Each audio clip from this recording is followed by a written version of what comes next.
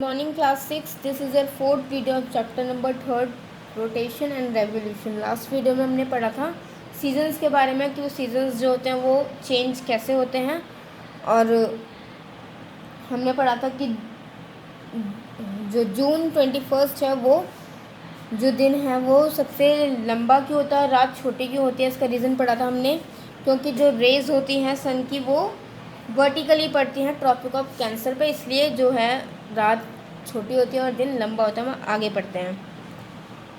On 22 December this situation reverse itself.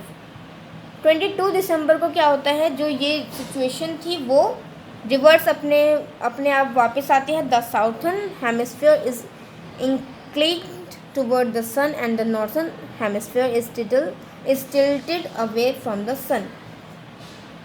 जो southern hemisphere होता है वो सन के पास जाता है और जो नॉर्थर्न हेमिस्फीयर होता है वो सन से दूर जाता है। The sun rays fall vertically on the tropic of Capricorn. जो सन रेज होती है वो कहाँ पर पड़ती है, वो ट्रॉपिक ऑफ कैप्रिकॉर्न पे वर्टिकली पड़ती है। Direct rays cause the earth surface to get heated more.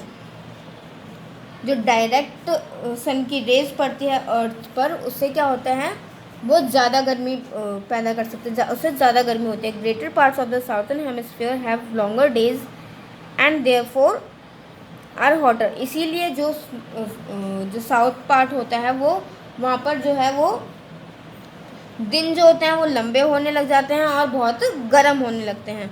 So it is summer here. अब साउथ पार्ट में क्या होता है, समर आ जाता है, क्योंकि जो सन की रेस है वो ट्रॉपिक ऑफ कैप्रिकॉर्न पर वर्टिकली पड़ रही है, इसलिए साउथर्न पार्ट में इस टाइम पर गर्मी हो जाती है।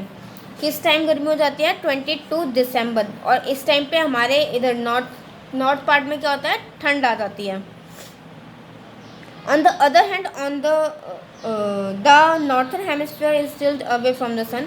जैसे कि जब साउथ पार्ट जो है वो सूरज के पास जाता है, उसी तरह जो नॉर्थ पार्ट है वो सूरज के दूर आता है, इसीलिए यहाँ पर जो होता है वो अब ठंड पड़ जाती है। This position is known as winter solstice in the northern hemisphere. इसीलिए नॉर्थर्न हेमिस्फीयर पे ये सीज़न जो होता है विंटर सोल्स्टाइस होता है, इसको विंटर सोल्स्टाइस कहा जाता है। On March 21 and September 23 the direct rays of the sun falls on the equator. 21 सितंबर को और 23 सितंबर को क्या होता है, जो सन की डायरेक्ट रेज होती है वो इक्वेटर पे पड़ती है।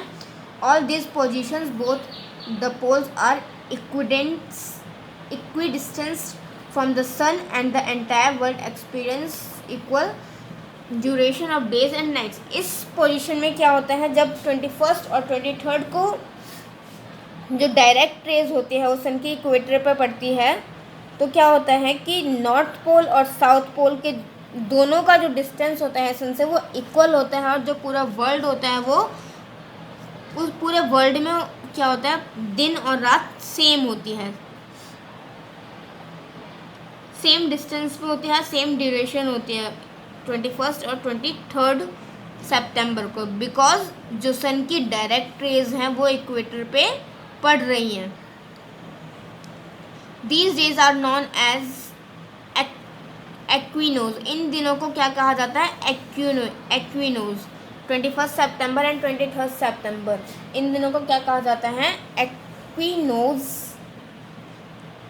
मार्च 21 इज स्प्रिंग equinox। मार्च 21 जो होता है वो स्प्रिंग equinox होता है, और जो 23 सितंबर होता है वो होता है autumn equinox in the northern hemisphere. कहाँ होता है, नॉर्थर्न हेमिस्फीयर पे। In the southern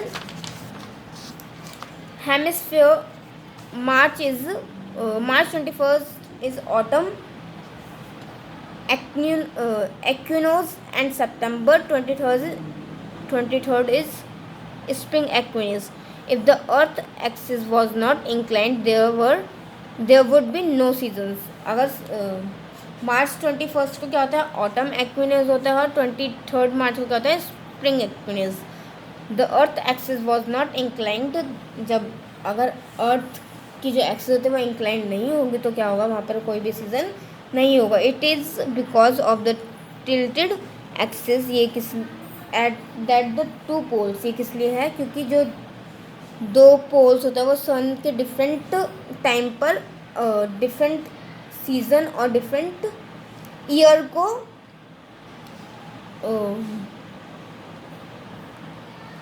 इसीलिए क्योंकि जो डिफरेंट पोल्स हैं वो डिफरेंट टाइम पर सन के पास जाते हैं, सन से दूर जाते हैं।